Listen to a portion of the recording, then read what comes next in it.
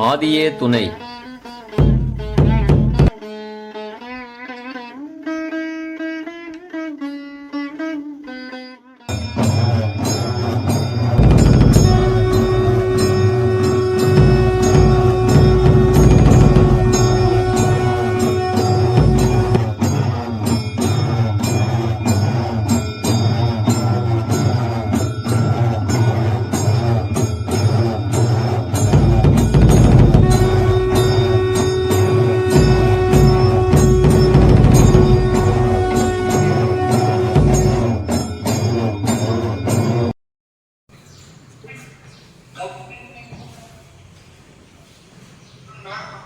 யாகம் யாகவே சரீரம் கொடிகால மக்களுக்கு நல்ல சர்வ மூலமங்களை ரூபி மகான்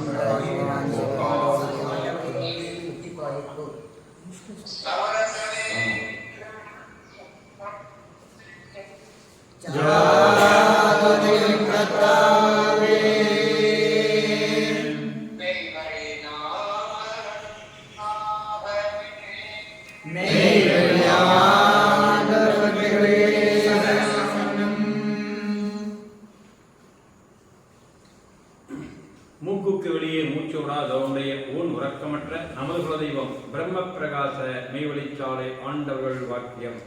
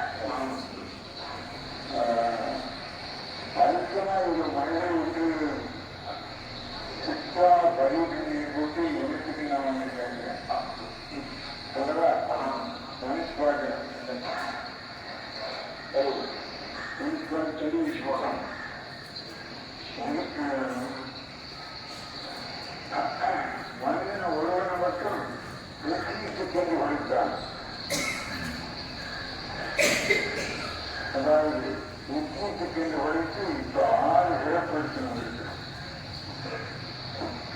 காதலுடைய சம்பளத்தில் இருக்கிற போது அப்போ நிர்வாகத்துக்கு என்ன பேரு கலந்தது ராஜாவுடைய திருவண்ண கோயில் இருந்தா என்ன சவால் சொல்கிறீர்கள் வார்த்தையும் ஒரு சவுண்டு சொல்லிவிட்டு நியாயத்தோடு தான் இருக்கணும். நியாயம் எல்லாம் வருமா? தாயினுடைய கட்டுரையை மறந்தாங்க. வெளியே கண்டம் வெளியே தலை நீக்கிற வரைக்கும் எனக்கு விசுவாசம் உள்ள வாக்கியம் உண்டா? விசுவாசம் இருக்க அந்த கால் வைப்பா சாத்தியமா கருவுறாங்க. அப்போ அந்த விசுவாசம் இல்லை. இது எப்படி இருந்தது அப்படின்னாக்க மீன் கவனியில் இருக்கின்றவர்கள் அங்கே ஒரு சொல்லிட்டு இருக்கு. அது சொல்லக்கூடாது அப்படின்னு சொல்லிட்டு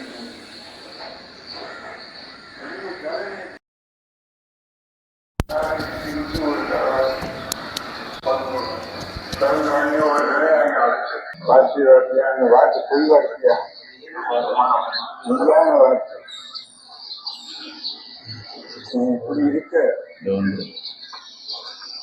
இந்த கம்பி சோளங்கள் போட்டாச்சு கீரை கம்பி போட்டாச்சு மத்தியான முழுது பஞ்சு எல்லாமே சரி. இந்த பனி இருக்குது கோத்து பண்ணி அது இருக்காங்க. அதை போட்டு போட்டு முளைக்க 6 மாதம் முளைக்கிறதுக்கு 6 மாதம் முளைக்கும். இது கம்பு மற்றதில்லை 3 நாள் முளைக்கிறது. அது எவ்வளவு காலத்துக்கு இருக்கிறது? 1 நாளைக்கு இருக்கு. அதுபோல யார் குருவி என்றால் எழுதிச்சுவானே அப்பவே காய்வாய் முடிச்சு ஜாதிகளின் கர்த்தாவே.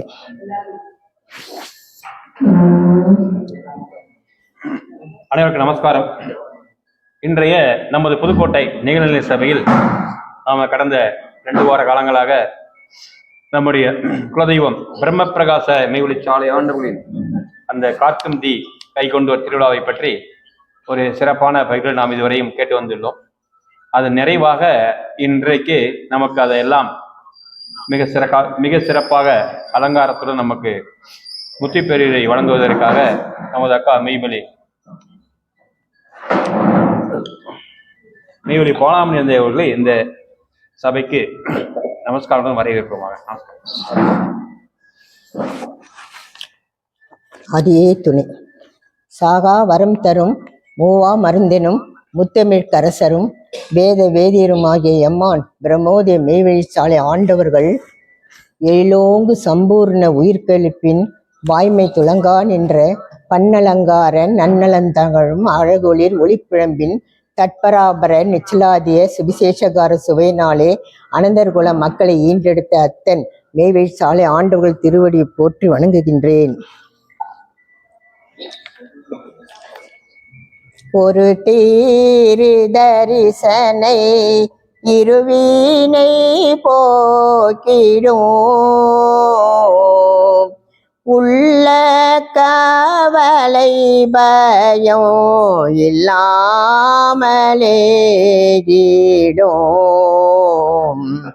மறுவோம் பிணிகள் மாற்றி மண்ணிலோ சிறப்பேற்றி மாயை மாறலி என் கை மறுவீடாமலே காக்கும் குருபரர் மெய்வழி சாலையை சார்ந்திடோ குருபரர் மெய்வழி சாலையை சார்ந்திடோ குவலைய தீரே உண்மை உண்மை உண்மையே. இந்த பாடல்ல தெய்வம் அவர்கள் ஒரு திரு தரிசினை இருவினை போக்கிடுன்றாங்க. அப்ப இருவினை என்பது என்ன? பிறப்பு இறப்பு என்பது இருவினை. பிறந்துட்டோமே, நம்ம தெய்வத்தை கேட்டோம், பிறக்க போற தெய்வமே என்னத்தை அனுப்புங்களா சொல்லி கேட்டு வந்தோம். இல்லை, பிறந்துட்டோம். அது எப்படி வினை ஆகும்? இல்லை. இறப்பு தான் வினையாக நமக்கு தலையில கெத்து கெத்து என்று காத்து கொண்டிருக்கிறது. அந்த இறப்புக்குள் இரவாமே அடைந்து விட்டால் மறுபடியும் நம்ம பிறக்க போறதில்லை. அதனால்தான் இறப்புக்குள் இரவாமை, கர்த்தருக்குள் அடக்கம் என்று பைபிளும் சொல்லுது. அப்போ அந்த செயலை அடைவதற்குத்தான் தெய்வம் அவர்கள் 4 வேதங்களிலும் பல வண்ணமாக மரளி கை தீண்டா சாலை ஆண்டவர்கள் மெய்மதம் என்று உட்பம் செய்து கசப்பு தீட்டு பிணநாற்று ஜலம் வெளியாகாமல் நித்திய சொர்க்கபதி வாழ்வதற்காக தெய்வம் கூவி கூவி அழைத்தார்கள். அப்ப ஒரு தரிசனையை மாணாக்கர்கள் பெற்றுக்கொள்கிறார்கள் ஆண்டவரிடம். அப்ப அதுக்கு ஒரு நோக்கம் இருக்கும் இல்லையா? ஏன் தரிசனைன்னு சொல்றாங்க? ஆண்டவர்கள் அவங்க மூல கர்த்தர், கரு அவரோட கரு இருக்கிறது. அவர்கள் தவம் இருந்து அந்த ஆதிசக்தியின் கருவை அவர்கள் பெற்றுக்கொண்டு அவர்கள் தவத்தின் உச்சிக்கு அவர்கள் ஏறி விட்டதனால அவர்களுடைய தரிசனை அந்த கோடி சூரிய பிரகாச ஒளியின் மூலம் கிடைக்கும். அந்த தரிசனையின் மூலம் ஒரு மாணவனுக்கு நற்கதி கிடைக்கிறது. அது நமக்கு புரியாத புதிராக இருக்கிறது.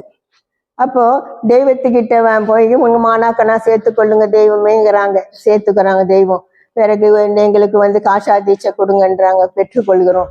பிறகு உபதேசம் கொடுக்க வேணும்னு கேட்டு அதுக்கும் அருள்றாங்க.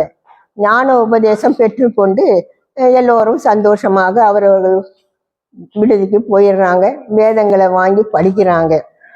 படிக்கிறதுனால வேதங்களை படிக்க நமக்கு வெளி உலகத்துல புழங்கின பேச்சுகள் இல்லாம இது ஒரு அதிசயமா இருக்கே, தெய்வம் அந்தரங்க விஷயங்கள்லாம் சொல்றாங்களே, இது ஒரு மக்களுக்கு தேவையானது என்று உணர்வு இருக்கிறே தவிர அந்த உபதேசம் பெறுவதனால் அவனுக்கு ஒரு நிகழ்வு நிகழ வேண்டும் அல்லவா, இல்லையா? அப்போ தரிசினை தரிக்க வேண்டும் மாணவனுக்கு. தரிசனை வேறு, தரிசினை வேறு. அதனால்தான் தெய்வம் மான்மியத்துல ஒரு பாடல் பாடுறாங்க. புகர் சமய ஜெகத சத்துவ சத்து கணாமிய காப்பேடு கடாவு வைப்பாக 107 நீல பதிப்பும் சர்வ புவன லக்கண பூதாதி இலக்கிய வீடடங்கு ஜீவேச உசுவாசம் தொடங்குதல் என்னும் தவாதி பிரவாக்காதி அனுப்பிரத்தாதிகளும் எண்ணெருங்கோடி மந்திராதிக்கு சயனாதிகளும் விசையாதிய காலாம்பத விசய துருவாதிய அங்கங்களும் துருவலாவும் உகார விந்து பேத விந்து நாதாதி இன்பனி சூடாகிற சப்தாதிய சாயல்களும் ஒளியுலாவோ கனகனித நிலவோ அகர வித்துவ சுடுதுமுகளும் அகம் புறத்துவாத சுவைசிகியாதி நிசத்துவ வித்துவாதிய நிறை நிரப்புகள் அனைத்தும் மதம் மதாதி கண் மறைவிதி மதி வினைப்பண் செயலாதிய விரிவு கிரந்தங்களும் வித்வேச சடாங்குகளும் குணாநயன்மிய செவி சேர்ப்பு கொடுத்துதவு ஒளிருரை கான்றுடைய ஆதிகளும் சொல்லிட்டே தெய்வம் கடைசியில குழந்தை வடிவெடுத்ததானதுங்கிறாங்க, முடிக்கிறாங்க. அப்போ இந்த செயல்களெல்லாம் குழந்தை வடிவெடுத்ததானதுன்னு தெய்வம் தீர்க்கமா சொன்னாங்கன்னா அப்ப அந்த குழந்தை என்பது யாரு? சுதன், பிதா சுதன் பரிசுத்த ஆவி. அப்ப சுதன் ஆக வேணும் தெய்வத்துக்கிட்ட. சுதன் ஆகணும். அந்த செயல்கள் எல்லாம் அவர் மேலே குறிப்பிட்ட இந்த செயல்கள் எல்லாம் அவர்கள் அடையணும். புகர் சமயம் சமமாக இயங்கக்கூடிய ஒரு எல்லைக்குள்ள புகணும்ன்றாங்க. அப்பதான் சமரச வேதம் பிறக்குங்கிறாங்க. அப்ப அந்த குழந்தை வடிவெடுத்து எடுத்த அந்த குழந்தை மேலே குறிப்பிட்ட அவ்வளவு ரகசிய சாராம்சங்களையும் அது உள்வாங்கிக் கொண்டு அடைய வேண்டும், உள்ளடக்கி கொண்டு அடைய வேண்டும். அப்பதான் கல்லாமல் கற்க வேண்டுலாம் கற்று அறிவு பரிசுத்தாவின் தெய்வ மான்மியத்தில் சொல்லிக்கிட்டே வர்றாங்க. அப்போ அதுக்கு ஒரு செயல் இருக்குல்ல, தெய்வம் உபதேசம் கொடுக்குறாங்கன்னா எதுக்கு? உபதேசம் முத்தி கல்லடா, ஆசானை ஈசன் என்று விளங்குவதற்கும். அப்போ அவங்க பிறக்க வச்சிடுறாங்க. பிறக்க வச்சதுனால அந்த கருப்பொருளாகிய சூக்ம தேகம் நம்ம நினைவு கொண்டு குறி கண்டு நம்ம தியானம் இருக்க இருக்க இருக்க ஒரு செயல் விளைவேறும் இல்லையா? இல்லைன்னா விளைவேறாது. ஒரு ஆணுடைய விந்து போனா நம்ம பெண்களுக்கு கர்ப்பம் தெரிக்குமா? அது சில விந்து சரியில்லைன்னா போயிடும். அந்த கர்ப்பம் தரிக்கக்கூடிய விந்துனால் அழகான ஒரு ஆண் குழந்தையோ பெண் குழந்தையோ பிறக்குது. அந்த மாதிரி அண்டத்துக்கு பிண்டம் என்று தெய்வ நிரூபணம் பண்ணிட்டாங்க. இல்லை இந்த செயலை நீ அடைஞ்சாதான்டான்னு சொல்றாங்க. அப்புறம் அப்போ உள்ள அந்த ஞான ஒளி பிறக்கணுன்றாங்க. ஞான ஒளி பிறக்கணும்னா நீ காயத்ரியை தரிசனம் பண்ணணுன்றாங்க. காயத்ரியை தரிசனம் பண்ணாதான் உனக்கு இந்த செயல் நடக்கும். விஸ்வநாத திருஒளி வசனத்துல தேவன் சொல்றாங்க, காயத்ரியை வாயினால் காயத்ரி காயத்ரி என்று சொல்லி ஜபம் செய்கிறோம், அதனால் யாருக்காவது பயன் வந்து இருக்கிறதா? இல்லை. அது என்ன தெய்வீக கைவரவு பெற சொல்லி முன்னோர்கள் எடுத்து வைத்தார்கள். காயத்ரி என்ன பெற்றது? எழுத்தா அல்லது மந்திரமா அல்லது மந்திர ரூபியா? அந்த காயத்ரி ரூபியை நாம் தரிசிக்காததற்கு முன் அதை எப்படி தியானம் செய்வது? காயத்ரியை முதலில் நாம் தரிசனம் செய்ய வேண்டும். அதன் சந்திப்பு வந்து மெய்யான தியானம் கைகூடும். ஒருவரை பார்க்காமலேயே அவரது பெயரை மட்டும் வாயில் சொல்லிக் கொண்டு இருந்துவிட்டு அவரை பார்த்ததாக சொல்வதுண்டா? இல்லையே. காயத்ரி தேவியின் தரிசனம் கிட்டாததால் தான் வெறும் பெயரை மட்டும் சொல்லிக் கொண்டு திரிகிறார்கள். அப்ப காயத்ரி தேவியினுடைய தரிசனத்தை அகமுகத்துல காண வேண்டும். அந்த செயலைத்தான் தெய்வம் அவர்கள் அரை நிமிட நேரம் மட்டும் தியான முறையில் வைக்க தெரியாத சட மூட மட்டி என்று அருணகிரினார் பாடியிருக்கிறார்களே, அரை நிமிட நேரத்துக்கே அப்பேற்பட்ட செயலை அவர் பெற்றார்கள்னா தெய்வம் எத்தனை காலங்கள் தவம் இருந்து உறக்கம் இல்லாமல் இருந்து இவ்வளவு தவம் பெற்று கடைசியில் அவர்கள் நீதி தேகம் எடுத்து வெளிக்கிழமை பரிசுத்த ஆவியாக எழும்புறது வரைக்கும் அவர்கள் இந்த பாடுபட்டார்கள்னா தான் யார் என்று நிரூபணை பண்றாங்க. நான் தான் அந்த ஆதிக்கு முன் ஆதி சிவம் என்று நிரூபணை பண்றாங்க. ஆதி சக்தி வந்து என்னிடம் இவ்வளவு காலம் குடிக்கொண்டிருந்தது. அந்த ஆதிக்கு முன் ஆதி சக்தி தான் வந்து நடமாடும் தெய்வமாக என்னை ஏற்று கொண்டிருதுன்றாங்க. குருமுராதியில் சொல்றாங்க, இருளில் வழியாத இளம் பருவமோ அருள் விளக்குள் அன்பளித்தாயாதின் மேல். மெய்வழி நூல்ல ஆதி அநாதி என்றும் சோதி என்றும் பாடியிருக்கிறாங்க. ஞான சங்குல சோதிக்கொடி ஏறும் என்று ஊதிடு சங்குன்றாங்க. அடுத்து ஆதி சோதி நாட்டில் விடி வெள்ளி கிளம்ப அனந்தர் கொடி ஏறும் என்று ஊதுது சங்கு. அப்ப அந்த சோதிதான் முதன்மையாக ஆதி சோதியாக இருந்து மக்களை நல்வழிப்படுத்தி பகுபதத்தில் உள்ள விஷயங்களை பகாபதத்தில் உள்ளவர்களை பகுபதமா ஆக்கி அவன் அறிவு பிழம்பாக ஆக வேண்டும் என்று நேர்முக தரிசனை கொண்டு அவர்கள் அந்த ஆதி சக்தியை அவர்கள் திருவீச்சு என்னும் அந்த கிரண வீச்சு வாழம் எதிர்முகத்தில் அவர்கள் பிரயோகிக்கின்றார்கள். அதனால்தான் அவர்கள் மற்றவர்கள் எல்லாம் அதை அடைவதற்கு எத்தனையோ ஆண்டு காலம் ஆகியிருக்கலாம், காட்டுக்கு போய் இருந்து பெற்று கொண்டே இருக்கலாம். ஆனால் நம்ம தெய்வம் கல்கி அவதார மூர்த்தியாக இருந்து அந்த இறை சொருவமே தூளம் தாங்கி வந்ததுனால அந்த அருண் பெரும் பொக்கிஷமாகி அந்த செல்வத்தை வாரி வாரி மக்களுக்கு இனமாக வரும். அதுக்கு ஒரு காரணம் இருக்கும் இல்லையா? காரணம் இல்லாம இருக்காது. அப்ப இப்ப ஒரு கதையை உங்களுக்கு சொல்றேன். புத்த பகவான் வந்து கடைசி நிமிடம் அவர் தன்னுடைய தூலத்தை மரண தருவாயில் இருக்கிறாரு. தன்னுடைய சீடனை பார்த்து தன்னுடைய பிள்ளைகள் எல்லாம் வறட்சி உட்கார வைக்கிறாங்க. பார்த்து அதுல முக்கியமானவர் ஆனந்தா, நான் என்னுடைய கடைசி நேரம் நெருங்கி விட்டது, என்னை யாராவது ஏதாவது கேட்கறதா இருந்தா சொல்லுங்க அப்படிங்கிறாரு. அவரு ஒரே துடிச்சு அலறி, ஐயனே இந்த மாதிரி உங்களோட நாங்க இருந்தோம், இனிமேல் எங்களுக்கு யாரு வந்து வழிகாட்ட போறாங்க, எங்களுக்கு எந்த வெளிச்சம் இருக்குது, உங்களுடைய வெளிச்சத்திலே நாங்க வாழ்ந்துட்டு வந்தோம் அப்படின்றாங்க. அப்போ புத்த பெருமான் சொல்றாரு, 40 வருட காலம் நீங்கள் வந்து என்னுடைய பிரகாசத்திலே வாழ்ந்தீங்க, வாழ்ந்துட்டு உங்களுக்குள்ள ஒரு பிரகாசத்தை ஏற்படுத்தி கொள்ள காணலையே, ஏற்படுத்தி கொள்ளவில்லையே, இன்னும் நான் 1000 வருடம் உங்களோட இருந்தாலும் நீங்க இந்த நிலையில தான் இருப்பீங்க சொல்லிட்டு கண்ணை மூடிடுறாங்க. என்ன உச்சுங்கிறீங்க? அந்த செயலை அடைவதற்காகத்தான் தெய்வம் வந்தார்கள். மனு மகனை ஆக்கதான் வந்தாங்க தெய்வம். வந்த கர்த்தர்கள் எல்லாம் வந்து அவங்கவுங்க ஜோதி தரிசனத்தை பார்க்க வந்தாங்க. ஆனா நமது தெய்வம் மனு ஈசனாக்க வந்தார்கள். அதுக்கு எவ்வளோ வித்தியாசங்கள் இருக்கு. அப்போ மனு ஈசனாக்கனா, மனு ஈசனுக்கு என்ன ஒரு செயல் இருக்கு இல்லையா? மனு ஈசனாகனா தெய்வத்தினுடைய கல்கி அவதாரத்தினுடைய பெருமையை உலக மக்களுக்கு எடுத்து சொல்லி சொல்லி சொல்லி அவர்கள் நல்வழிப்படுத்துவதற்காகத்தான் மகதி அலைஹிஸ்ஸலாமாக நான் வருவேன்னு சொன்னாங்க. அதே மாதிரி மகதி அலைஹிஸ்ஸலாமாக தெய்வம் வந்து கடைசியில நீதி தேகம் எடுத்து அவங்க கிளம்பிட்டாங்க. அதனால உள் ஒளியை பார்க்கணுன்றாங்க. உள்வழியை தரிசனம் பண்றது தான் மிக முக்கியம். அதுல இன்னொன்று என்னன்னா, நம்ம வந்து ஒவ்வொரு ஜீவன்களும் தேட்டாளர்களாக இருக்கணும். அதாவது தேடி வரும் பொருளா இருக்கணும். நம்ம தேடி வரும் பொருளாகிய குரு பெருமானை சிந்திச்சு இறைவனை அடைய வேண்டும் என்ற எண்ணத்துல நம்ம தேடி வரும் பொருள் நம்ம தான். நீதி என்னும் பொருள் நம்ம தான். அது நீதி வந்து உள்ள வந்து உட்கார்ந்துட்டு இருக்குது. அந்த பொருள் நம்ம தான். அப்போ நீதி என்னும் பொருளான மனு குலத்தை படைச்சிட்டாங்க. அப்போ அப்போ தேடி வரும் பொருளாக இருந்தா, தேடி வரும் பொருளை யாவருக்கும் தெய்வ திருவுளமாக இருந்து அவங்க நம்மளை வந்து ஆசீர்வதிப்பார்கள், அருள் மழை பொழிவார்கள். அப்படிதான் சுமார் இத்தனை காலம் தெய்வம் வந்து அவங்களுடைய வாடாத தவத்திலாக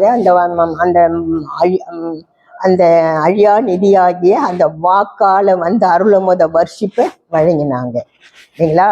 இப்படிதான் ஒவ்வொரு காலமும் ஒவ்வொரு பாரமான்களும் வந்து அடையிறதுக்காக. ஏன்னா இப்போ இந்த காலம் கலியுகம், கடைசி யுகம் என்ன. ஆனா அதுக்கு முன்னால வந்தவங்கெல்லாம் உலகத்தினுடைய தோற்றம் வந்து மெல்ல மெல்ல வந்து அந்த குரு பெருமான் கிடைப்பதற்கே கஷ்டம் என்று தேடிக்கொண்டிருந்த காலம். நமக்கு மட்டும் என்ன, தெய்வம் போட்டு வலையை போட்டு இழுத்தாங்க, நமக்கு தெரியாது, நம்ம தேடலை ஒன்றும். ஆனா அந்த காலத்துல தனிப்பட்ட முறையில அடையணும்னு வந்து மகான்கள் இருக்காங்க இல்லையா. அப்ப அவங்க வந்து அடையறதுக்காக இருக்கும்போது இதுல ஒரு கதை சொல்றேன். ஒரு பெரியவர் ஒரு காட்டுல ஒரு புலவர், நல்ல பாண்டித்யம் பெற்றவர். அவர் எல்லாம் படிச்சிருக்காரு. ஆனா ஏதோ ஒண்ணு அடையலை, ஏதோ ஒண்ணு முட்டுது, ஏதோ ஒண்ணு தெரியல, மனசு திருப்தியா இல்லையேன்னு சொல்லிட்டு ஊரை விட்டு குடும்பத்தை விட்டுட்டு தேடி தேடி தேடி ஒரு வராரு. வந்து ரொம்ப களைப்பா வந்து ஒரு காட்டு உள்ள வந்து எங்க மயக்கம் போட்டு விழுந்துறாரு. அங்க ஒரு பெரியவர் இருந்தார்.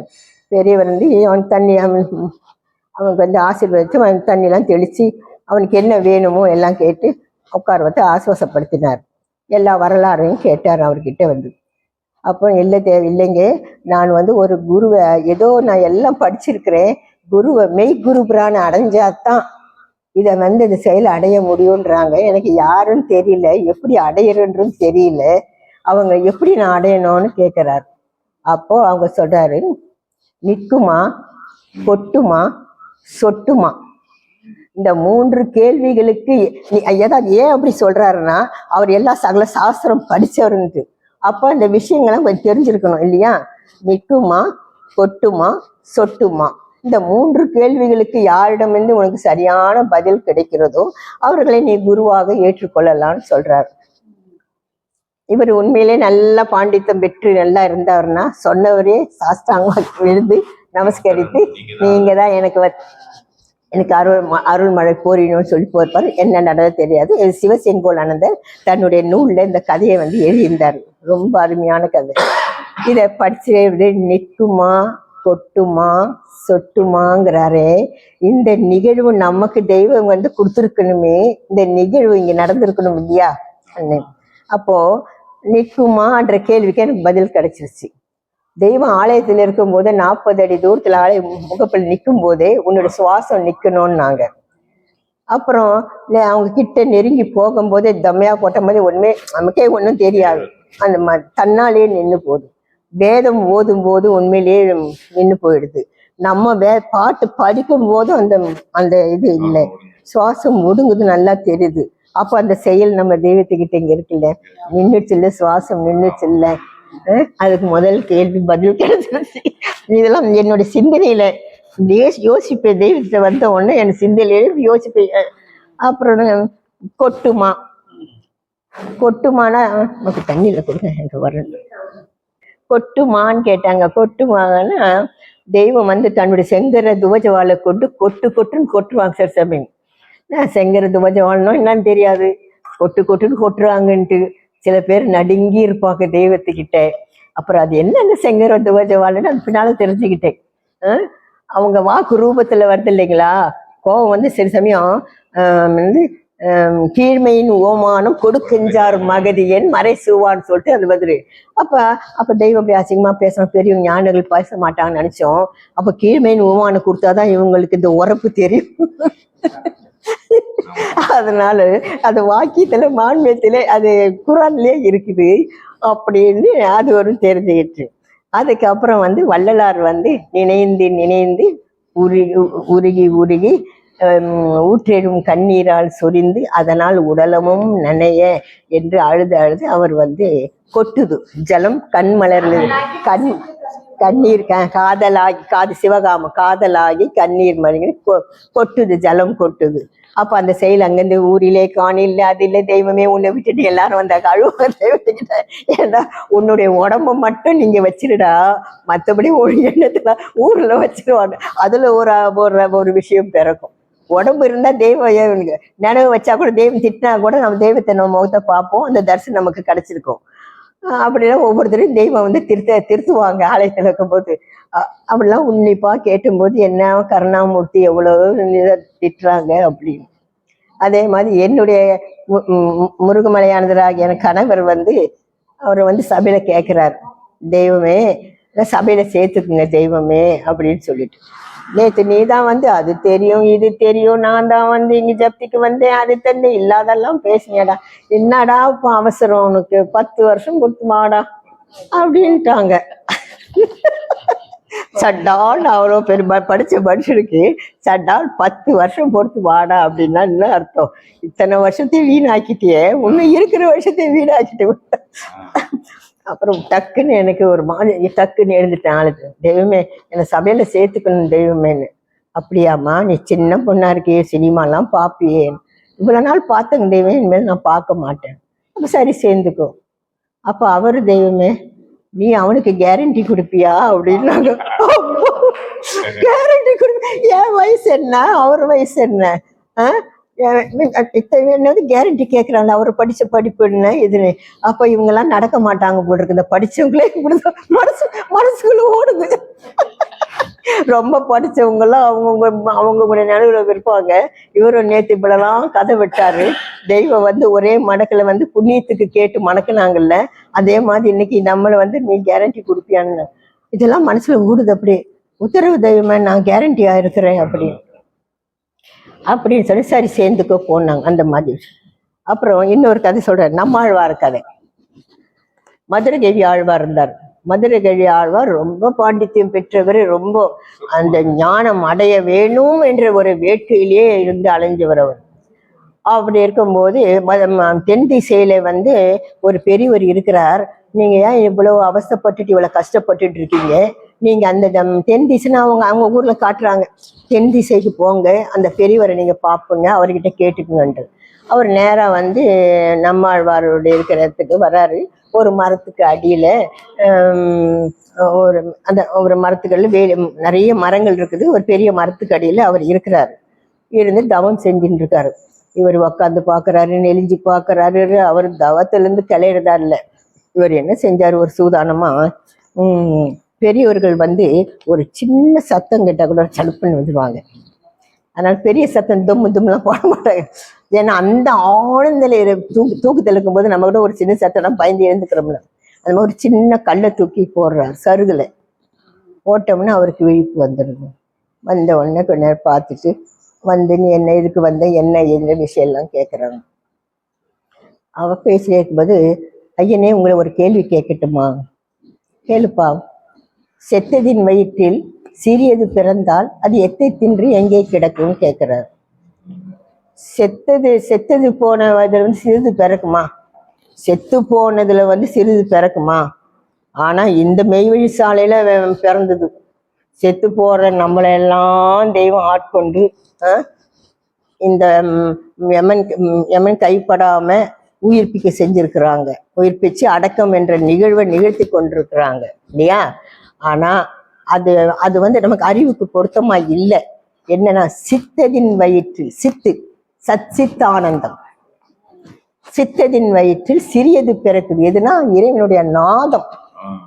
அந்த நாதம் தான் நம்ம விளைக்குது. மகா காரணமாக இருந்து அவங்களுடைய அருளமுத வாக்குனால நம்ம ஜீவன் வனைப்படுது. அதுதான் அந்த செயலை உண்டாக்குது. அப்போ சத்து, அது சத்தா இருக்கு. சித்துல சத்து அது அடைஞ்சு என்ன என்ன என்ன என்ன நினைவுல நம்ம சிந்திக்க ஆனந்தம் வருது. அப்போ கரெக்ட் தானே? சச்சித் ஆனந்தம். இப்போ செத்ததின் வயிற்றில் சிறியது பிறந்தால் எத்தை தின்று கிடக்கும்னு கேட்டோன்னே அவர் அத்தை தின்று அங்கே கிடக்குன்னு சாதாரணமா சொல்றாரு. உன்னை கேட்ட நீ சொல்லுவியா? நமக்கு தெரியாது விஷயத்த சொல்ல தெரியாது. அவர் ஞானி. அது அத்தை தின்று அங்கே கிடக்கும் சாதாரண சொன்னோடனே இவர் உடனே சாஷ்டாங்கமா அவர் காலில் விழுந்து, ஐயனே என்னை உங்களை சீடனா ஏற்றுக்கணும். ஏன்னா அவர் தான் எல்லாம் கரைச்சி குடிச்சிருக்காரு பாண்டியத்தை பெற்று. எவரிடமிருந்து உன்னுடைய மேட்டிமையாகப்பட்டது தாழ்க்கப்பட்டதோ அவங்கள, அதாவது தமர் வாசல் சொல்ல ஒரு திருக்குறள் வரணும், ஒரு திருக்குறள்ல ஒரு பாடல் வரும், தமர திருப்பாங்க. அதை பெரியோரை தவறாக கொள்ளணும். நமக்கு அறிவி கெட்டாத விஷயத்த ஒரு சொல்லி நம்மளை சிந்திக்க வச்சிருவாங்க. உடனே சாஷ்டாங்கமா விழுந்து வந்து சீடனா ஏற்றுக்கொள்ளணும்னு சொல்லி கடைசியில வந்து அவர் மகா சமாதி ஆகும் கூட மதுரகவி ஆழ்வாரை தான் அவர் வந்து அவர் திருச்சபைக்கு வந்து சீடர் வந்து நீ இனிமேல் காலம் இல்லை நீயே பார்த்துக்கோன்னு சொல்லி வைக்கிறார். அப்போ தேட்டாளராக இருந்தாதான், நம்முடைய நினைவில் நம்ம தேட்டாளராக இருந்தாதான் நம்ம அடைய முடியும். இல்லைன்னா தெய்வீகத்தின் செயலை தேகத்தில் அடையவே முடியாது, சரிங்களா? அப்புறம் இன்னொரு செயல் சொல்றேன். தெய்வம் வந்து இந்த எல்லைக்கு வந்தவங்க எல்லாம் இருக்கிறாங்க, நீ எல்லாம் இவங்களை சாதாரண மனுஷன் நினைச்சிட்டீங்களோ? பாரவான்கள்டா. ஒவ்வொருத்தருடைய கதையை சொன்னா தலை கொள்ளாது உங்களுக்கு. அவங்க எல்லாம் வந்திருக்கிறாங்க அப்படின்னு. அப்ப மான்மித்து பகுதியில் போனோம்னா இந்த பாட்டையார் சொல்றாங்க, ஜீவ தேகத்தில் உள்ளவர்கள்லாம் உன்னுடைய வரவுக்காக காத்து கொண்டிருக்கார்கள் அப்பா, நீ காலம் இல்லை, அவர்கள் எழுப்ப வேண்டிய காலம் இருக்கு, சீக்கிரம் நீங்க கிளம்பு கொண்டு பாட்டையார் சொல்றாங்க. அப்போ அந்த திருவாசனம் எல்லாம் நிகழக்கூடிய விஷயம் எல்லாம் செயலுள்ள வாசகமா இருக்குது. ஆக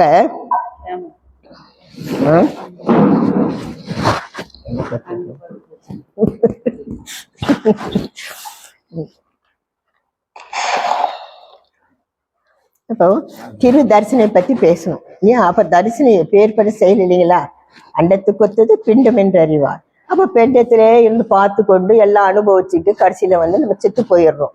அப்போ பிண்டத்துக்குள்ள பார்த்தா அந்த தேவ ரகசியங்கள் என்ன என்று தெய்வம் வந்து அருளிய விஷயங்கள் பூரா தெல்ல தெளிவாக தெரியும். அப்ப ஒரு திரு தரிசனை இருவினை போக்கிடும்னா இருவினைய போக்கிடுது. இதுல வந்து உலகத்தில் உள்ள மக்கள் அறியாமையில் ஆத்திகத்தில் மூழ்கி சந்தியாவந்தனம் செய்து கொண்டிருந்த மக்களை எல்லாம் தெய்வீக சக்தியில் மூழ்கச் செய்து தமது அருளமுதனை உண்ணச் செய்து சந்திக்கும் வந்தனமாக மெய்வழிச்சாலை ஆண்டவர்கள் ஆக்கினார்கள். ஆத்திகமே உருவெடுத்து வந்தவர்கள் மெய்வழிச்சாலை ஆண்டவர்கள். ஆகவே ஆத்திகம் பெருசா நாத்திகம் பெருசான்னு உலகத்துல இருக்கவங்க சண்டை போட்டு இருக்காங்க. ஆத்திகமும் பெருசும் இல்லை, நாத்திகமும் பெருசு இல்லை. தன்னை அறிந்த ஆத்திகமே சிறந்தது என்று தெய்வம் நிரூபணை செய்தார்கள். இவ்வுலகில் தன்னை அறிந்த ஆத்திகமே சால சிறந்தது என நிரூபித்து அருளினார்கள். தன்னை அறிதலே இந்நில வாழ்வு என்று சான்றோர்கள் கூறுகின்றனர். அதுவே உண்மையான ஆத்திகமாகும் என்று இக்கலிக்கடையில் மெல்வி தெய்வம் அவர்கள் நிரூபணை ஆக்கினார்கள். தெரியாத ஒன்றை இல்லை என்று கூறிவிடலாம். தெரிந்த ஒன்றை ஆதாரமாக வைத்துக்கொண்டு தெரியாத ஒன்றை நிரூபணை செய்ய முடியுமா? முடியாது. அறிவு ஒத்துக்கொள்ளும்படி உணர வைப்பது எவ்வளவு கடினம். அறிந்த ஒன்றை வைத்து அறியாத செயலுக்கு அறியாத ஒன்றை சுட்டி காட்ட முடியுமா என்று மெய்வழிச்சாலை ஆண்டவர்கள் கேள்வியாக கேட்டு சுட்டி காட்டினார்கள். என்ன அதிசயம், என்ன அறிவின் பூப்பு! அறியாத நாத்திகத்தை இல்லை என்று மறுப்பதை விட அறிந்த நாத்திகத்தை உண்டு என்று உலகத்திற்கு பறை சாற்றுவதுதானே உயர்ந்தது. ஒரு திரு தரிசனை இருவினை போக்கிடும், உள்ள கவலை பயம் இல்லாமலேகிடும், மறுவும் பிணிகள் மாற்றி மண்ணிலும் சிறப்பேற்றி மாயை மரளியன் கை மறுவிடாமலே காக்கும். ஒரு திருவின் தரிசனையாவது இறப்பு பிறப்பு என்கிற இரு வினைகளை போக்குகின்ற அறிதற்கரியான செயலினை உடையதாக மெய்வழிச்சாலை என்கிற பொன்னரங்கம் திகழ்ந்து கொண்டிருக்கிறது. இறப்பு பிறப்பு என்கிற இரு வினைகளை போக்குகிறது. அதாவது இறப்புக்குள் இரவாமை அடைதலாகும். இரவாமை நிலை அடைவதால் பிறப்பு அறுபடுகிறது. இதையே வேதம் மனிதர்களே பிறப்பறுக்க வந்ததுவே அருமை என வகுத்தோர் முன்னோர் என்று கூறுகின்றார்கள். பிறவாமை வேண்டும் என்பது பிறப்பறுக்க வேண்டும் என்றும், அங்கனம் பிறந்து விட்டால் உம்மை மறவாமல் இருக்கும் நினைவை என் நினைவில் நிறுத்தி எனக்கு அருள வேண்டும் என்று அவை பிராட்டி அவர்கள் பாடியுள்ளார்கள் அல்லவா?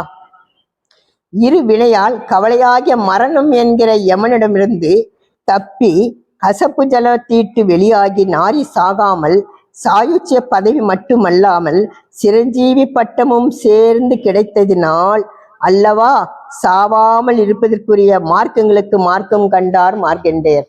அண்ணா நேற்று வந்து ஐயப்பன் அவர்கள் சொன்னாங்க சிரஞ்சீவி பெற்றாங்கன்னு சொல்லிட்டு.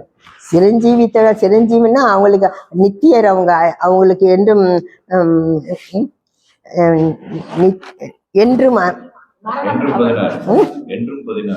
என்றும் 16 என்றும் நிரந்தரமானவர்கள் அவர்கள். என்றும் நித்தியர் வயசு மாறாத கன்னியுடைய 16 வயது கன்னியை உடையவர்கள். அதனால மார்க்கங்களுக்கு மார்க்கண்டேயர் என்று அவர்கள் பேர். அந்த மார்க்கண்டேயர் தான் அவர்களை வழிகாட்ட முடியும். மருவும் பிணிகள் மாற்றி மண்ணிலும் சிறப்பேற்றி என்கிற செயல் நம் தேகத்தை வாட்டி வதைக்கின்ற பிணிகளாகிய வாதம் கபம் என்கிற நோய் நம்மை வந்து தீண்டி துன்புறுத்துவதை தடுத்து வாதையாகிய யமன் பயத்தை நீக்கி இத்தேகத்தை மண்ணிலிட்டாலும் சிறப்பேற்றி மண் தீண்டா தேகமாக மாற்றுகின்ற செயலை எக்காலங்களிலும்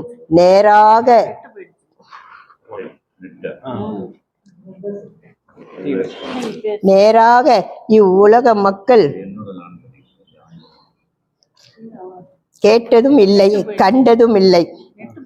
மாயை மரலின் கை மறுவிடாமலே காக்கும் குருபரர் மெய்வழி சாலையை சார்ந்திடும் என மெய்வழி தகும் பகர்கின்றார்கள். குருவாகிய பரன் என்பவர் வசிக்கும் வாசஸ்தலமே சத்தியத்தின் பீடம் சாலை என்ற தலமாகும். அது இருள் உலகமாகிய கூடஸ்த பிரம்ம உலகம் ஒன்று உள்ளது. அந்த இருளை நீக்கி பிரகாசத்தின் திவ்ய ஒளியை காட்டுவிப்பவரே மெய்குருபிரான். அத்திவ்ய ஒளியை தன் உணர்வால் மட்டும் காட்சியாக கண்டு அனுபவிப்பார்கள். யமன் என்ற மாயையில் இருந்து காக்கப்படுவார்கள். பரனே குருவாக வந்து அமர்ந்த கைலாயத்தை பூவிலைகள் இறக்கி மெய்வழிச்சாலை என்கிற நாமமிட்டு இச்சாலையை சேர்ந்த அனந்தர் குல மக்களுக்கெல்லாம் ஜீவரட்சிப்பு செயல் நிகழ்த்தி வருவது இவ்வுலக மக்களுக்கு தெரியுமா? இது உண்மை அல்லவா? இச்செயல் அனைத்தும் இக்கலிகாலத்தில் இறைவனால் நமக்கு பரிசாக மெய்வழி மக்களுக்கு அளிக்கப்பட்டுள்ளது. கல்கி அவதாரமாக மெய்வழிச்சாலை ஆண்டவர்கள் இப்பூமியில் தமிழ்நாட்டில் அவதரித்ததனால் இக்கல்கி மக்களுக்கெல்லாம் கலிக்கடையில் ஜீவ பரிசாக இதை வழங்கி இருக்கிறார்கள். காலமோ கடைக்கிளி, அவதாரமோ கடை அவதாரம். அருளுவதோ தீட்டாகி நாரி சாகாமல் பரிசுத்த மனத்துடன் அடக்கமாகும் ஜீவ பிரயாணமாகும். மண்ணில் புதைத்தாலும் தேகத்தை மண் தீண்டாத தவ வல்லபத்தை செயலை அருளி காக்கும் செயலாகும். முன்னர் வந்த பாரவான்கள் ஞானிகள் எல்லாம் எதிர்பார்க்க வேண்டிய வரம் இது.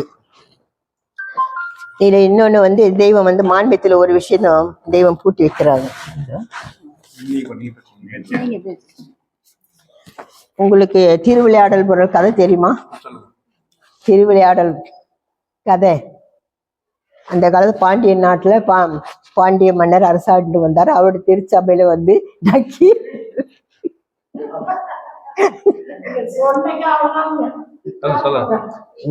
நீ எவ்வளவு கேட்டிருக்க, கேட்காதவங்க. உங்களுக்காக நான் உங்களுக்காக பேசல, இதெல்லாம் வெளி உலகத்து மக்களுக்காக. சரிதா? நீங்க எல்லாம் கேட்டிருக்கீங்க. பாண்டிய மன்னனுடைய சபையில நக்கீரர் வந்து ரொம்ப சான்றோர்களில் மூத்தவர். அவர் எல்லா விஷயங்களையும் கற்று தேர்ந்தவர். அவர் தான் அந்த திருச்சபைக்கு பாண்டிய மன்னன் வந்து தலைமை பொறுப்பாளர் வச்சிருக்கிறாங்க. ஒரு நாள் அரசமா தேவி கிட்ட அவர் பாண்டிய மன்னன் வந்து அரசமா வந்து குளிச்சுட்டு தலையை வந்து வருடி கொண்டு இருக்கும்பொழுது, அதாவது சாம்பிராணி எல்லாம் போட்டு கொண்டு இருக்கிறாங்க. அப்போ வந்து அரசர் வந்தோடனே பாண்டி மாட்டை கூந்தலுக்கு உனக்கிலே மனம் உண்டா, நீ கூந்தலுக்கு மனம் போடுறான்னு அவருக்கு ஒரு கேள்வி கேட்குறான். ஒரு கேள்விக்கு வரும்பொழுது அப்போ என் மனத்தில் ரொம்ப காலம் ஒரு கேள்வி இருக்குது, கூந்தலுக்கு மனம் உண்டா இல்லையான்ற ஒரு கேள்வி. அந்த இவர் தமிழ்ல பாண்டித்யம் பெற்றவர்களை வந்து கேட்டாதான் அது தெரியும்னு சொல்லி திருச்சபைக்கு சொல்றார். திருச்சபையில வந்து என்னுடைய மனதில் ஒரு கேள்வி இருக்குது, அந்த கேள்விக்கு சரியான பதில் சொன்னீங்கன்னா உங்களுக்கு 1000 பொற்காசுகள் நான் வந்து உங்களுக்கு பரிசளிக்கிறேன்னு சொல்றார். அதே ஊர்ல அதே தருமி என்ற புலவர் வந்து சொக்கநாதர் கோயில்ல வந்து தினந்தோறும் வந்து, தெய்வமே என் பொண்ணுக்கு கல்யாணம் பண்ணணும், நான் என்ன செய்வேன், நான் பரம ஏழை, எனக்கு யார் பணம் கொடுப்பாங்க அப்படின்னு சொல்லி டெய்லி வந்து அழுதுட்டு போவார். அப்போ இறைவனே வந்து இதுல ஒரு கதையை சொல்லி அந்த கருத்தை சொல்றதுக்கு தான் இதுங்கெல்லாம் காவியமா புராணங்கள்லாம் பிறந்தது. ஏன்னா மக்களுக்கு அந்த கருத்துக்கள் வந்து மனசுல பதியுங்கிறது.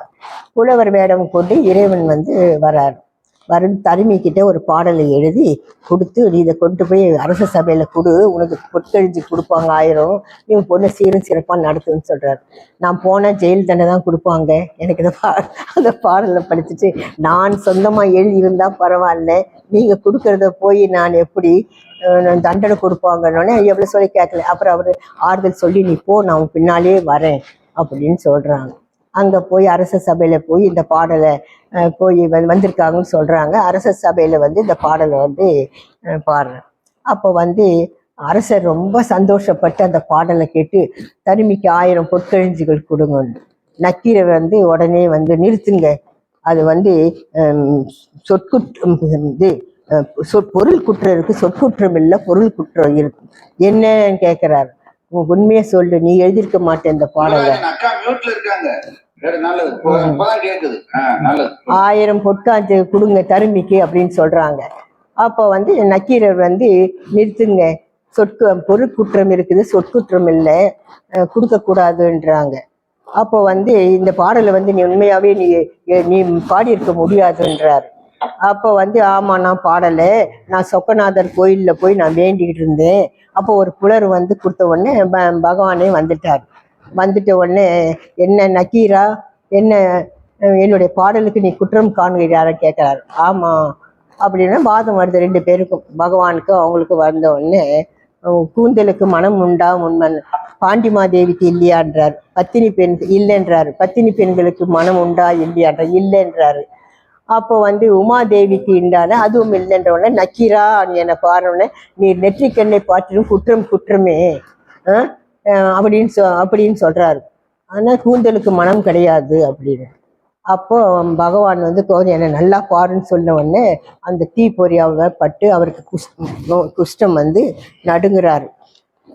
என் உண்மையிலே சத்தியமாகவே அவர் வந்து நெற்றிக்கண்ணுடைய செயலை அறிந்திருந்தால், ஞானம் பெற்று கருத்து தெரிந்திருந்தால், பகவான் வந்திருக்கும் பொழுது பகவானே வந்திருக்கு தெரிஞ்சு சாஸ்திரமா கீழே வந்திருப்பார்ல. தெரியாதனால, அறியாமல் தான் நீர் நெற்றிக்கண் வந்து ஆணவத்துல சொன்னாரு, அதோடைய சாபத்தை பெற்றாரு. அப்ப பகவான் சொல்றாரு, இதுக்கு விமோச்சனம் என்ன, என்னை காப்பாற்றுங்க அப்படின்னு சொல்றாரு. அப்போ வந்து அவர் சொல்றாரு, இந்த பாடலுக்கு வந்து நீ வந்து எப்போ உன் அகமிய தேகத்துல, சிவகாம குருநாதரே சொல்லிட்டு இருக்கீங்களே, அந்த குருநாதர் இல்லை, உன் அகமிய தேகத்துல உன் குருநாதரை கண்ட இல்லை, அதை வச்சு சொல்லுன்னு சொல்றார் அந்த பாடலுக்கு. அப்ப அந்த பாடல் என்னன்னா, கொங்குதேர் வாழ்க்கை அஞ்சரை தும்பி காமம் செப்பாது கண்டது மொழிமோ, பயலியது கெழிய நட்பின் செறிய சரிவை கூந்தலின் அறியவும் உளவோ நீ அறியும் போவே. கொங்குதேர், கொங்கு நாடுன்னு ஒரு நாடு இருக்குது, நம்ம ஈரோடு இருக்குது, அது கொங்கு நாடு தான். அங்க அந்த கொங்கு நாட்டுல ஒரு பெரிய 5 அறைகளா பூட்டப்பட்ட ஒரு பெரிய தேர் இருக்குது. அந்த தேருக்குள்ள ஒரு தும்பி சுத்தி கொண்டே இருக்குது, அங்க வாழ்ந்து கொண்டே இருக்குது. கொங்குதேர் வாழ்க்கை 5 அறைகளால் பூட்டப்பட்ட தேர், 5 அறை தும்பி காமம் செப்பாது கண்டது மொழிமோ. நீ உன் குருநாதன் மேல காமத்தை வச்சுட்டு என் ஐயன் பார்த்து போற, எங்க தெய்வம் அப்படி எல்லாம் பேசி பெருமைப்பட்டுன்னு சொல்றியே, எனக்கு அதெல்லாம் தேவையில்லை. பகவான் சொல்றாரு, உன் அகமிய தேகத்துல நீ கண்டதை சொல்லணும். கெழிய நட்பின்னா அதை கொங்குதேர் வாழ்க்கை 5 அறை தும்பி காமம் செப்பாது கண்டது மொழியோ, கெழிய நட்பின் இரவியோடு தொடர்பு கொள்ளக்கூடிய நட்பு வேணும். அப்ப இரவியோடு தொடர்பு கொள்ளக்கூடிய நட்பு யார் கொடுப்பா? சிவகுரு பெருமான் தான் கூட்டி கொண்டு போய் விடுவார். கெழிய நட்பின் செறியற்று, செறின்னா அறிவுக்கு அறிவு தரும் அமுத ஊற்றேன்றாங்க தெய்வம். சரி சொல்லிதான் நம்மளை ஏத்துறாங்க தெய்வம். அந்த அறிவுக்கு செறியற்ற அறிவை கூந்தலேன், அந்த அறிவு ஆதிசக்தியினுடைய கூந்தல், அதுக்கு மனம் உண்டு, அது உனக்கு தெரியல. அது மனம் உண்டா இல்லையா நீ அனுபவத்துல அனுபவிக்கணும். அப்போ அந்த கொங்குதேர் அந்த உள்ள ஆடிக்கொன்ற அந்த தும்பிய என்ன வந்து நீ தெரிஞ்சுக்கணும் முதல்ல. அப்பதான் வந்து நீ தேவியினோட நீ அந்த அனுபவத்தை தேவியோட தரிசனம் உனக்கு கிடைக்கும் அப்படின்னு அந்த கதை முடிவுது. அப்போ என்ன மனம்னா தமிழ் மனம். அமுதும் சிந்தும் தமிழே கமழும் தென்றிசையதே குமரி வேங்கடத்திடை அமரும் தெய்வப்பதியே. தேவி வந்துடுறாங்களா இங்க. அந்த தேவியினுடைய கடாட்சம் உன்னுடைய மேடு கண்டனரேன்றாங்க. தெய்வ சகஸ்ர தலத்துல வந்து நீ காயத்ரி தேவியோட தரிசனம் இல்லாம, அந்த ஆத்ம தரிசனம் இல்லாம, அந்த தேவியினுடைய தரிசனத்துல பூர்ண அருள் கிடைச்சாதான் நீ வந்து அந்த செயல்கள் ஒரு நாதான்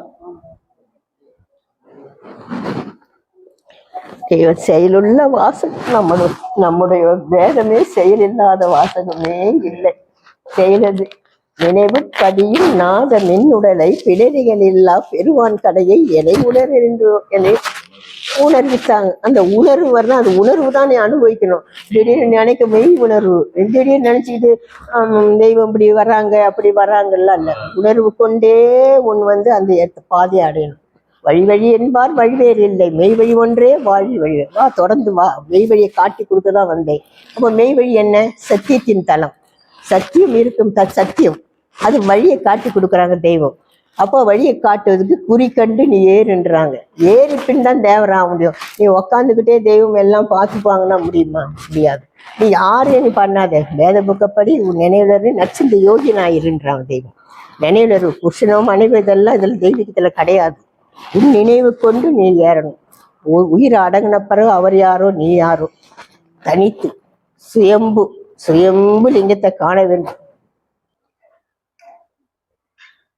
என்னை நீ அறிவாயாகில் இப்பவே தெருவேன் காண்பாய், உன்னை நீ அறியும் தன்மை. நீ யாருடா? நீ தானே சிவன்றாங்க தெய்வம். கடைசியில நீ தாண்டா சிவம். தெரியாது, உன்னை கூட்டிட்டு போறேன், இந்த பாதைக்கு உன்னை நான் கூட்டிட்டு போறேன். அதனால நீ வேறு நான் வேறு அல்ல. நீ என்னை பார்க்காம திரும்பி பார்க்காம இருக்கிற. உன்னை திரும்பி பார்க்கறதுக்கு தாண்டா நான் அவதாரம் எடுத்து வந்தேன்னு சொல்லி தெரியும் 4 வேதங்களை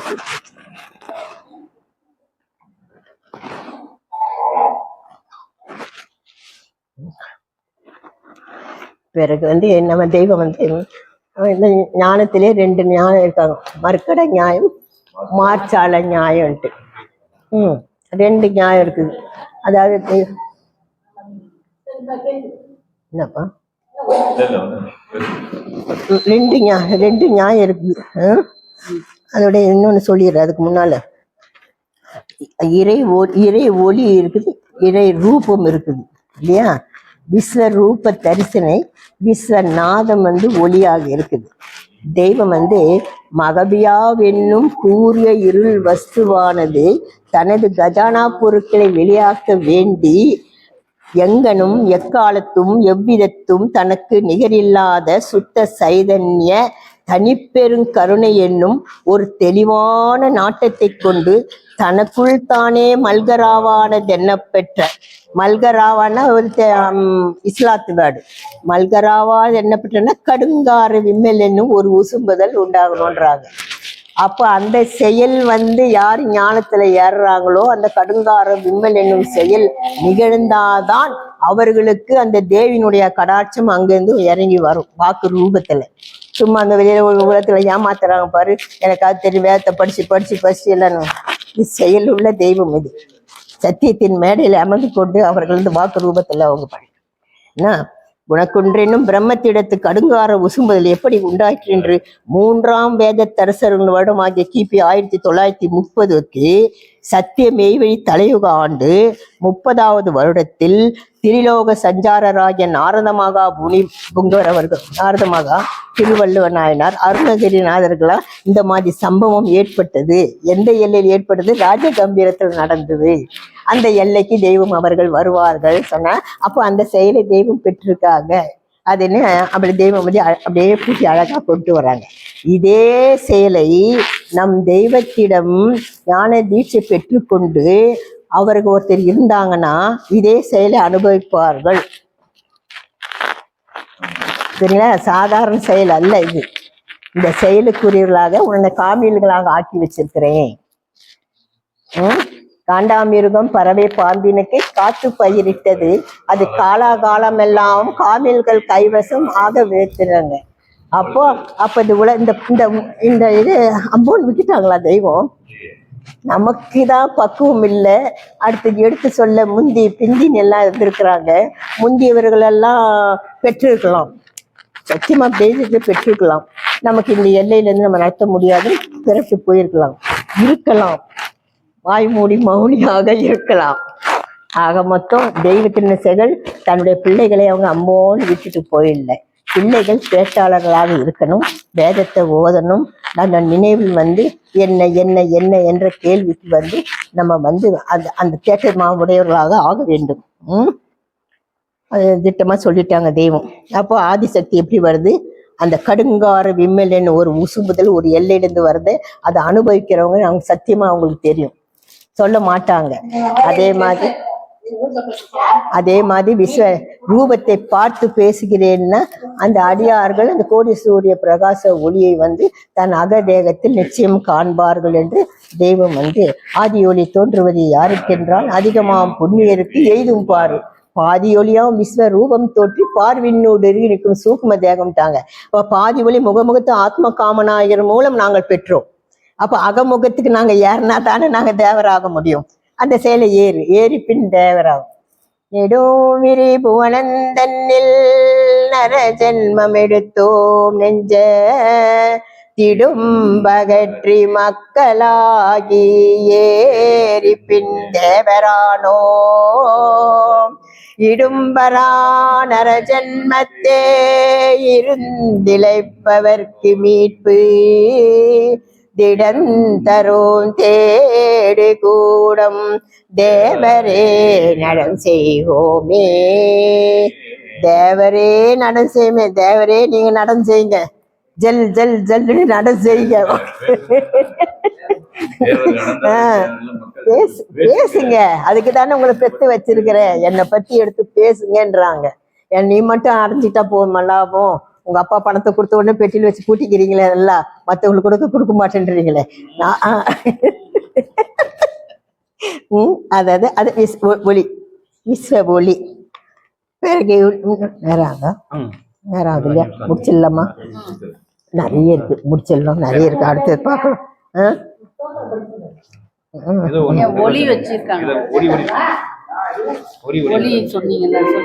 சொல்லிட்டேன்.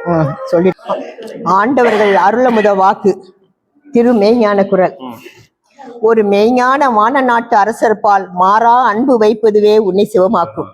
அவர்கள் உன் உள்ளத்தில் மெய்ஞான திருவிளக்கை ஏற்றி வைப்பார்கள். அதன் பிறகுதான் உனக்கு அவர்கள் பால் நிஜமான தேவ அன்பு பிறக்கும். அந்த அன்பு வேர் ஊன உன்னை அது வாரி தூக்கி முத்தி வீட்டில் சேர்க்கும். தனித்து அதற்காக நீ ஒன்றும் பாடுபட வேண்டியதில்லை. அன்பெனும் பிடியை பற்றி ஏறி அந்த மெய்ஞான இளங்கொடி வளர்கிறது. நீ இங்கு பரிசுத்த பிறப்படுவதற்கு முன் அன்பு வைத்திருப்பதாக நினைத்திருந்தாயே, அது அன்பல்ல. மெய்யன்பு தேவ பிறப்பு அடைந்த பின் தான் உன்னிடத்தில் முளை காணும். ஓர் தேவநாட்டு ஐயரால் தான் ஞானம் என்பது இன்னது, அன்பு என்பது இன்னது என்று காட்டித்தர முடியும். எவ்விடத்திலும் எதிலும் தன் தெய்வ ஆசானை குற்றம் காணாத மேலாம்பரமான எண்ணத்தினால் விளையும் அன்பினால் தான் ஒருவனுக்கு முத்தி கிடைக்கிறது. அருட்ஜோதி, தீபஜோதி, ஞான ஜோதி, ஆத்ம ஜோதி, அருட்பெருஞ்சோதி, மகர ஜோதியை தெய்வம் அவர்கள் எல்லோருக்கும் கிரண வீச்சாக வாரி வாரி வழங்கினார்கள். அன்பே சிவம். குருநாதா குருவாழ்க, குருவே துணை. என் முத்தி பேரூரை முழங்கும், மீண்டும் முழங்கும்.